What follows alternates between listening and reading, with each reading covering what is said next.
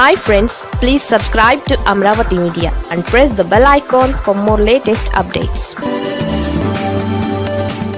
అంతా మీ వల్లే చంద్రబాబు కారు ప్రమాదంపై జగన్ సంచలనం. పల్నాడులో వైసీపీ అధినేత వైఎస్ జగన్ పర్యటన సందర్భంగా రెంటపాళ్లలో ఆయన కారు కింద పడి లింగయ్య అనే పార్టీ కార్యకర్త చనిపోవడం, దీనిని తొలుత పోలీసులు మరో వైసీపీ నేత కారుగా ప్రకటించడం, ఆ తర్వాత వీడియోలు లభించడంతో కేసును మార్చడం జరిగింది.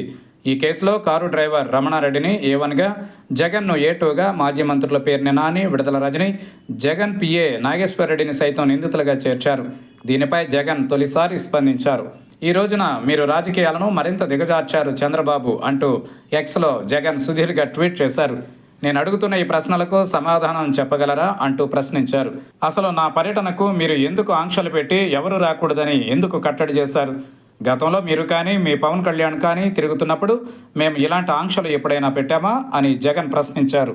ప్రతిపక్ష నాయకుడిగా తాను వైసీపీ కార్యకర్తల ఇంటికి వెళ్లడం తప్ప, ప్రతిపక్ష నాయకుడిగా రైతుల తరఫున, ప్రజల తరఫున వారికి సంఘీభావం తెలియజేయడానికి వెళ్లడం తప్ప, ఒక మాజీ ముఖ్యమంత్రిగా Z+ సెక్యూరిటీ భద్రత అన్నది నాకైనా మీకు బుద్ధి పుట్టినప్పుడు భద్రత ఇస్తాం, లేదంటే మూడ్ రానప్పుడు మేము మీకు Z+ కేటగిరీ సెక్యూరిటీని విత్డ్రా చేసుకుంటామనే అధికారం ఏ ప్రభుత్వానికైనా ఉంటుందా? అది మీకైనా నాకైనా అని జగన్ ప్రశ్నించారు. Z+ సెక్యూరిటీ ఉన్న ఒక మాజీ ముఖ్యమంత్రి ఎక్కడికైనా వెళుతున్నప్పుడు ఈ కార్యక్రమంపై తన కార్యాలయం ద్వారా ముందుగానే సమాచారం ఇస్తారని, అలా సమాచారం ఇచ్చిన తరువాత ఏ ప్రభుత్వ పోలీసులైనా Z+ సెక్యూరిటీ ప్రోటోకాల్ను ఫాలో అయి ఆ మేరకు సెక్యూరిటీని ఆ మాజీ ముఖ్యమంత్రికి కల్పించాలని గుర్తు చేశారు. ఇది నాకైనా మీకైనా ఒకటే, ఎవరి ప్రభుత్వ అధికారంలో ఉన్నా పాటించాల్సిన ప్రోటోకాల్ అన్నారు.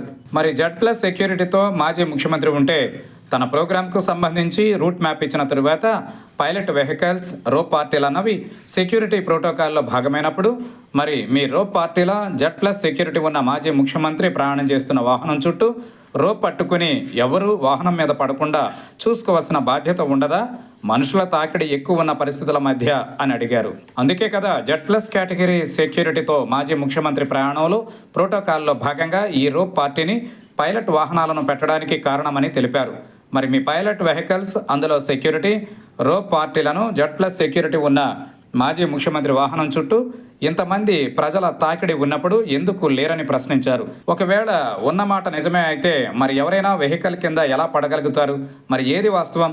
మీరు సెక్యూరిటీ ఇవ్వలేదన్నదా, లేక వెహికల్ కింద ఎవరూ పడలేదన్నదా అని అడిగారు. Z+ భద్రత ఉన్న మాజీ ముఖ్యమంత్రికి బుల్లెట్ ప్రూఫ్ వాహనాన్ని కూడా గవర్నమెంటే ఇవ్వాలని, గవర్నమెంట్ డ్రైవరే ఆ వాహనాన్ని డ్రైవ్ కూడా చేయాలని, ఇది ప్రోటోకాల్ అని జగన్ గుర్తు చేశారు.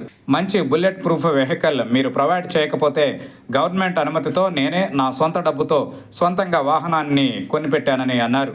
డ్రైవర్ను మీరు ప్రోటోకాల్ ప్రకారం ఇచ్చారని, మరి మీ గవర్నమెంట్ డ్రైవర్ తోలుతున్న ఈ వెహికల్, మీరిచ్చిన పైలట్ వెహికల్స్ మీ రోప్ పార్టీల ఆధ్వర్యంలో ప్రయాణం జరుగుతున్నప్పుడు మాజీ ముఖ్యమంత్రి ప్రయాణిస్తున్న తన వాహనం సెక్యూరిటీ బాధ్యత మీది కాదా? అందుకే కదా ఈ ప్రోటోకాల్ అన్నారు. ఆ రోజు మీ SP ఈ ఘటన మీద ఇచ్చిన స్టేట్మెంట్ ఏంటి? మరి ఎందుకు ఈ టాపిక్ డైవర్షన్ రాజకీయాలని ప్రశ్నించారు?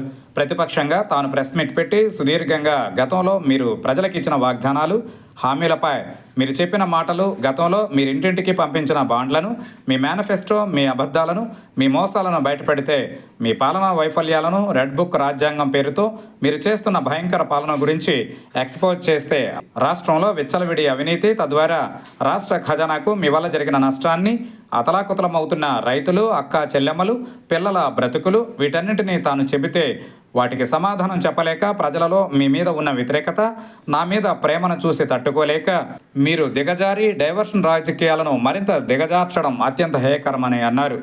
కాస్తైనా సిగ్గు తెచ్చుకుని మారాలని సూచించారు.